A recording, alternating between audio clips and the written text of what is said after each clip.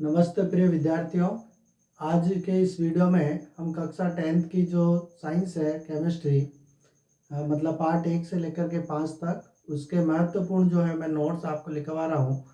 One liner question बनेंगे इनसे, तो आप पेन कॉपी लेकर के इसको नोट करें और उम्मीद करता हूँ कि इनमें से काफ़ी प्रश्न आपको जो है देखने को मिल सकते हैं। तो शुरू करते हैं। सबसे फर्स्ट स्टार्ट है प्राकृतिक गैस का दहन, उसका समीकरण आपसे पूछा जा सकता है। तो समीकरण है यहाँ पर CH4 प्लस 2O2 गिव्स का निशान है यहाँ पर, और उसके बाद आपके बनेगा यहाँ पर CO2 प्लस 2H2O, ठीक है ना, और ऊर्जा निकलेगी यहाँ पर। तो ये आपके प्राकृतिक गैस के दहन का है। इसके आगे है संगमरमर का सूत्र, तो ये तो आपको ध्यान ही होगा, CaCO3 होता है संगमरमर का सूत्र। उसके बाद कार्बोहाइड्रेट के टूटने से ग्लूकोज प्राप्त होता है।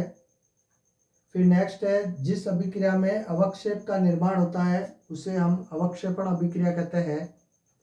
उसके बाद अगला है आपके रेडॉक्स अभिक्रिया, उदाहरण पूछ सकता है रेडॉक्स अभिक्रिया, तो ध्यान रखें रेडॉक्स अभिक्रिया का एग्जाम्पल है CuO प्लस H2 गिव्स का निशान और Cu प्लस H2O। तो यहाँ पर उदाहरण आपसे पूछा जा सकता है।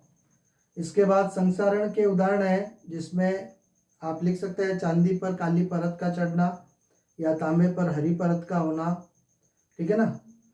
उसके आगे है चिप्स बनाने वाले जो है वो चिप्स की थैली में कौन सी गैस यूज करते हैं, तो नाइट्रोजन जो कम सक्रिय होती है उस गैस का उपयोग करते हैं। फिर श्वसन जो है वो एक ऊष्माक्षेपी अभिक्रिया है, ये भी विशेष ध्यान रखें। इसके बाद आपको एक समीकरण दे सकते हैं जिसमें लिखा हुआ होगा आपके Fe प्लस H2O, तीर का निशान है, और यहाँ आगे लिखा है Fe3O4 प्लस H2, और आपको बोलेगा इसको संतुलित करो। तो ध्यान रखना यहाँ 3 है ना Fe, तो इसके Fe के आगे 3 लगा लो, ठीक है। और ऑक्सीजन 4 है तो इस ऑक्सीजन को 4 बढ़ाने के लिए आगे यहाँ 4 लगा लेते हैं। अब देखो हाइड्रोजन यहाँ 4 दूनी 8 हो गई है, तो इस हाइड्रोजन को 8 बनाने के लिए इसके आगे 4 लिख देंगे। तो ये आपका संतुलित समीकरण है, ये भी पूछा जा सकता है। इसके आगे है बुझा हुआ चूना, तो इसका फॉर्मूला पूछा जा सकता है आपको Ca ब्रैकेट OH ब्रैकेट बंद होल ट्वाइस, यानी कैल्शियम हाइड्रोक्साइड, ये आपके बुझा हुआ चूना है। इसके बाद है संश्लेषी सूचक, जिसमें आपको उदाहरण पूछे जा सकते हैं मेथिल ऑरेंज और फिनोल्फ्थेलिन है फिनोल्फ्थेलिन, तो ये थोड़ा ध्यान रखें आप, दो नाम है उदाहरण के। इसके बाद लिटमस विलयन जो है ना वो थैलोफाइट समूह के लीचेन जो पौधे से निकाला जाता है। इसके बाद मिल्क ऑफ मैग्नीशिया का सूत्र पूछा जा सकता है, तो मिल्क ऑफ मैग्नीशिया का फॉर्मूला है आपके Mg bracket OH whole twice, ठीक है ना। तो ये भी ध्यान रखें मिल्क ऑफ मैग्नीशिया। उसके बाद आपके सोडियम हाइड्रोक्साइड की जिंक के साथ जब अभिक्रिया करते हैं तो क्या बनता है, तो आप ध्यान रखें सोडियम हाइड्रोक्साइड की जिंक के साथ अभिक्रिया, यानी 2NaOH प्लस 2Zn है, और इसकी जब अभिक्रिया करेंगे तो क्या बनेगा, तो आप ध्यान रखें Na2Zn और फिर O2 बनेगा जिसको हम सोडियम जिंकेट कहते हैं, सोडियम जिंकेट, ये याद रखना परीक्षा में पूछा जा सकता है। और प्लस में H2 बाहर निकल जाएगी, ठीक है ना। उसके बाद है कैल्शियम कार्बोनेट के विविध रूप, उनके नाम पूछा जा सकता है, तो चूना पत्थर है, संगमरमर है, ठीक है ना, ये ध्यान रखें। उसके बाद उदासीनीकरण अभिक्रिया का उदाहरण पूछा जा सकता है, तो उदासीनीकरण अभिक्रिया में आप ध्यान रखें NaOH प्लस HCl, इसकी जब रिएक्शन होगी तो NaCl बनेगा प्लस H2O बनेगा, मतलब एक क्षारक एक अम्ल दोनों अभिक्रिया करके लवण और जल बनाते हैं, तो उसको हम उदासीनीकरण अभिक्रिया कहते हैं। इसके बाद धात्विक ऑक्साइड जो है वो क्षारीय प्रकृति के होते हैं, जबकि अधात्विक ऑक्साइड जो होते हैं वो अम्लीय प्रकृति के होते हैं। जल में घुलनशील क्षारक जो होते हैं उनको हम क्षार कहते हैं। फिर तनुकरण की परिभाषा पूछी जा सकती है आपको, तो ध्यान रखें जल में अम्ल या क्षारक मिलाने पर आयन की संख्या में, आयन की सांद्रता में प्रति इकाई आयतन में कमी हो जाती है, तो उसे हम तनुकरण कहते हैं। उसके बाद है पीएच स्केल में पी जो सूचक है किसका, पुषांश का, और उसका अर्थ क्या होता है, उसका अर्थ होता है शक्ति। उसके बाद एक तरफ आपको पीएच दी होगी और मिलान में पूछा जा सकता है, तो जैसे रक्त है उसकी पीएच कितनी होती है, 7.4 होती है, ठीक है ना। उसके बाद मिल्क ऑफ मैग्नीशिया जो है उसकी पीएच 10 होती है। नींबू का जो रस होता है उसकी पीएच 2.2 होती है। और NaOH यानी सोडियम हाइड्रोक्साइड जो है उसकी पीएच 14 होती है। तो ये पीएच मिलान में आपको सवाल पूछा जा सकता है। उसके बाद हमारा शरीर जो है वो 7.0 से 7.8 पीएच परास के बीच में कार्य करता है।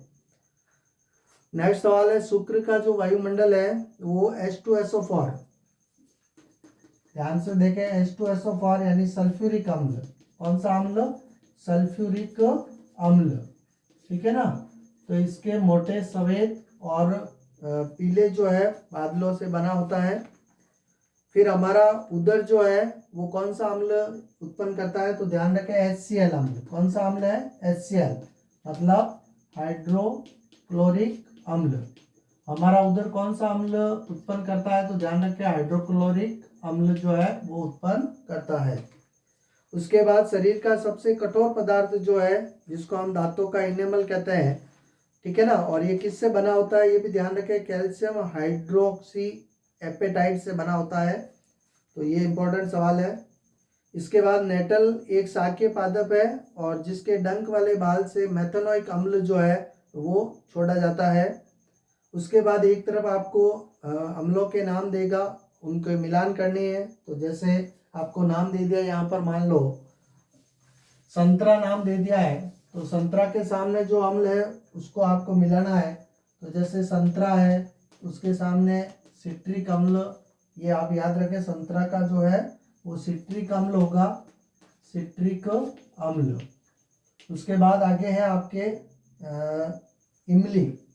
तो इमली के लिए आपको ध्यान रखना है टार्टरिक अम्ल है, टार्टरिक अम्ल, ठीक है। उसके बाद ध्यान रखें टमाटर, तो टमाटर के लिए आपको याद रखना है ऑक्सैलिक अम्ल होता है, ऑक्सैलिक अम्ल। और लास्ट जो है वो आपका दही है, तो दही के लिए याद रखें आप लैक्टिक अम्ल होता है। तो प्राकृतिक अम्लों के नाम या उदाहरण भी पूछा जा सकता है या फिर मिलान में आपको ये सवाल देखने को मिल सकता है। उसके बाद क्लोर क्षार अभिक्रिया, ये इंपॉर्टेंट है, ध्यान रख रहे हैं। क्लोर क्षार अभिक्रिया क्या होती है, तो मैं यहाँ अभिक्रिया लिख रहा हूँ 2NaCl प्लस 2H2O, और जब इसकी रिएक्शन होती है तब आपके पास बनता है 2NaOH, ठीक है ना, यानी एक तो सोडियम हाइड्रोक्साइड बनेगा प्लस क्लोरीन बनेगी और H2 बाहर निकलेगा, ठीक है। तो सोडियम हाइड्रोक्साइड और क्लोरीन बनने की जो अभिक्रिया है उसको हम क्लोर क्षार अभिक्रिया कहते हैं। इसके बाद आपसे सूत्र पूछे जा सकते हैं, जैसे विरंजक चूर्ण का सूत्र क्या है, तो ध्यान रखें CaOCl2, ये विरंजक चूर्ण का सूत्र है। उसके बाद बेकिंग सोडा जो है उसका सूत्र है आपके पास NaHCO3, इसका नाम भी पूछा जा सकता है सोडियम हाइड्रोजन कार्बोनेट। और धोने का सोडा जो है उसका रासायनिक नाम पूछा जा सकता है सोडियम कार्बोनेट। याद रखें धोने का सोडा जो है उसका रासायनिक नाम क्या है, सोडियम कार्बोनेट है। इसके बाद है आपके पास बेकिंग पाउडर जो है वो किसका मिश्रण है, तो बेकिंग सोडा और टार्टरिक अम्ल जो है उसका मिश्रण है। फिर क्रिस्टलन का जल, ये परिभाषा पूछी जा सकती है, तो आप ध्यान रखें लवण के एक सूत्र इकाई में जल के जो निश्चित अणुओं की संख्या होती है उसको क्रिस्टलन का जल कहते हैं। उसके आगे है जिप्सम का सूत्र पूछा जा सकता है, ध्यान रखें CaSO4.2H2O, यह आपके जिप्सम का सूत्र है, ठीक है ना। इसके बाद प्लास्टर ऑफ पेरिस जो है उसका भी फॉर्मूला पूछा जा सकता है, तो ध्यान रखें CaSO4.12H2O होता है, मतलब कैल्शियम सल्फेट का अर्ध हाइड्रेट होता है, ये याद रखें प्लास्टर ऑफ पेरिस। उसके बाद है कि जिप्सम को जब 373 केल्विन, याद रखें संख्या इंपॉर्टेंट है, 373 केल्विन, जिप्सम को 373 केल्विन पर गर्म करने पर पीओपी का निर्माण होता है, यानी प्लास्टर ऑफ पेरिस का निर्माण होता है या बनता है, ये भी ध्यान रखें। फिर अम्लीय वर्षा किसे कहते हैं? तो वर्षा के जल की पीएच का मान जब 5.6 से कम होता है तो उसे हम अम्लीय वर्षा कहते हैं। उसके बाद पीवीसी का पूरा नाम पूछा जा सकता है, तो आप ध्यान रखें पीवीसी का पूरा नाम क्या होता है? पॉलीवाइनिल क्लोराइड होता है। क्या नाम होता है? पॉलीवाइनिल क्लोराइड, पीवीसी का पूरा नाम। ऐसी धातु जो द्रव होती है तो उसका उदाहरण आपको याद रखना, ब्रोमीन। उसके बाद सोनोरस क्या होता है? तो ध्यान रखें जो धातुएं कठोर सतह से टकराने पर आवाज उत्पन्न करती है उसको हम सोनोरस कहते हैं। सारे धातुओं के उदाहरण पूछा जा सकता है जो कि चाकू से आसानी से काटी जा सके, तो उसमें लिथियम, सोडियम और पोटेशियम। उसके बाद पारा या मरकरी जिसको हम कहते हैं, वो एक ऐसी धातु है जो कमरे के ताप पर द्रव अवस्था में पाई जाती है। कार्बन के अपर रूप कौन से हैं? तो हीरा और ग्रेफाइट है। उभयधर्मी ऑक्साइड का उदाहरण पूछा जा सकता है, तो आप ध्यान रखें Al2O3, यानी इसका नाम है aluminium oxide, aluminium oxide. Potassium और सोडियम धातुएं जो है वो खुले में रखने पर आग पकड़ लेती है, इसलिए उनको केरोसिन में डुबो करके रखा जाता है। उसके बाद एनोडीकरण क्या है? तो एनोडीकरण जो है ना वो एल्यूमिनियम पर मोटी ऑक्साइड की परत बनाने की प्रक्रिया है, एल्यूमिनियम पर मोटी ऑक्साइड की परत बनाने की प्रक्रिया है। इसके बाद HNO3 जो है ना वो एक प्रबल ऑक्सीकारक होता है, ये याद रखें, HNO3 एक प्रबल ऑक्सीकारक होता है। उसके बाद आपको कुछ नाम दे सकते हैं, जैसे Mg है, Al है ना, Zn है और Fe है। तो पूछेगा कि इनकी अभिक्रियाशीलता का घटता क्रम बताओ, तो ये इसी क्रम में रहेंगे, आपको ध्यान रखना है, ठीक है ना, ये अभिक्रियाशीलता का घटता हुआ क्रम है। इसके बाद वेरी वेरी इंपॉर्टेंट सवाल है, एक्वारेजिया या रॉयल जल जिसको हम कहते हैं वो किसका मिश्रण होता है? तो आप ध्यान रखें एक्वारेजिया या रॉयल जल जो है वो सांद्र HCl प्लस सांद्र HNO3, ठीक है ना, यानी हाइड्रोक्लोरिक अम्ल और HNO3 यानी नाइट्रिक अम्ल जो होता है उसका 3:1 का मिश्रण होता है। कौन? एक्वारेजिया। इसके बाद है विद्युत संयोजक यौगिक किसे कहते हैं? तो धातु से अधातु में इलेक्ट्रॉन के स्थानांतरण से बने जो यौगिक होते हैं उनको विद्युत संयोजक यौगिक कहते हैं। फिर खनिज किसे कहते हैं? तो पृथ्वी की भूपर्पट्टी में प्राकृतिक रूप से पाए जाने वाले तत्वों या यौगिकों को खनिज कहते हैं। इसके आगे है अयस्क किसे कहते हैं? तो खनिजों में विशेष धातु जो काफी मात्रा में पाई जाती है, ठीक है ना, तो उसको अयस्क कहते हैं। इसके बाद में एक शब्द है आपके पास गैंग, तो पृथ्वी से खनिज अयस्कों में मिट्टी, रेत आदि जो अशुद्धियाँ होती है उसको हम गैंग कहते हैं। इसके बाद मरकरी या पारा का अयस्क पूछा जा सकता है, तो ध्यान रखें उसका नाम है सिनाबार और फॉर्मूला याद रखें HGS, तो ये आपके मरकरी या पारा का अयस्क है। उसके बाद बर्जन जो है ना उसका उपयोग सल्फाइड अयस्कों हेतु किया जाता है और निस्तापन जो है उसका उपयोग कार्बोनेट अयस्कों को ऑक्साइड में बदलने के लिए किया जाता है। तो बर्जन सल्फाइड अयस्कों हेतु और निस्तापन कार्बोनेट अयस्कों को ऑक्साइड में बदलने की प्रक्रिया है। थर्मिट अभिक्रिया का उपयोग जो है वो कहाँ किया जाता है? तो ध्यान रखें रेल की पटरी या मशीन की जो दरारें होती है उनको जोड़ने के लिए किया जाता है।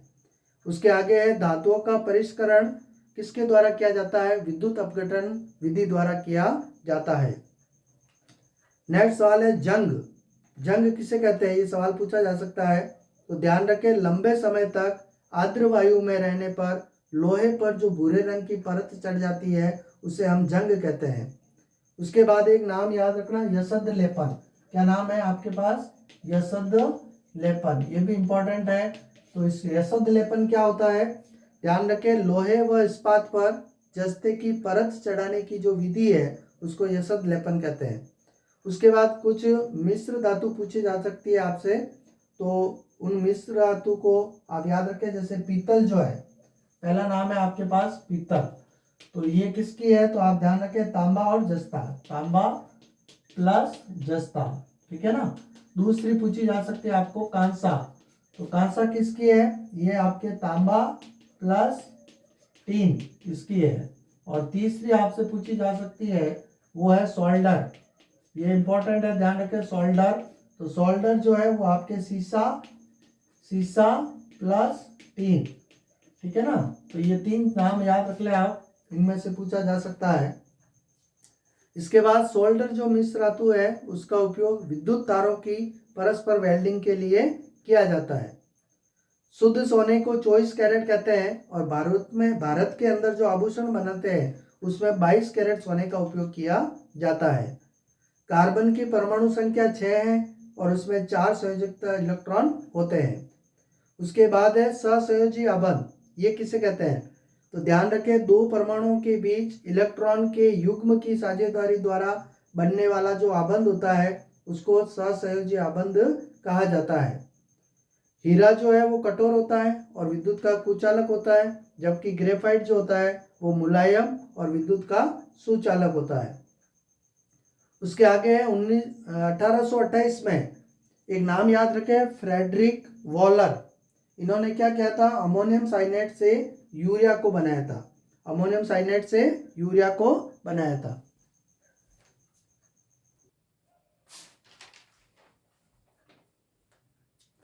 इसके बाद आप ध्यान रखें सवाल जो है वो है आपके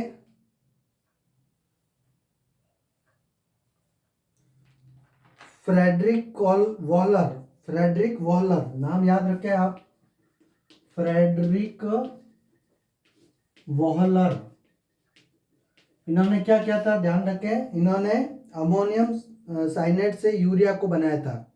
उसके बाद है संतृप्त यौगिकों में कार्बन परमाणु जो होते हैं ना वो एकल बंध से जुड़े होते हैं, जबकि असंतृप्त जो यौगिक होते हैं कार्बन के उसमें वो द्वि या त्रि आबंध से जुड़े होते हैं। इसके बाद आगे ध्यान रखें एल्केन, एल्कीन तथा एल्काइन, इनका सामान्य सूत्र पूछा जा सकता है। किन किन का, एक तो है आपके पास एल्केन, दूसरा है एल्कीन और तीसरा है एल्काइन।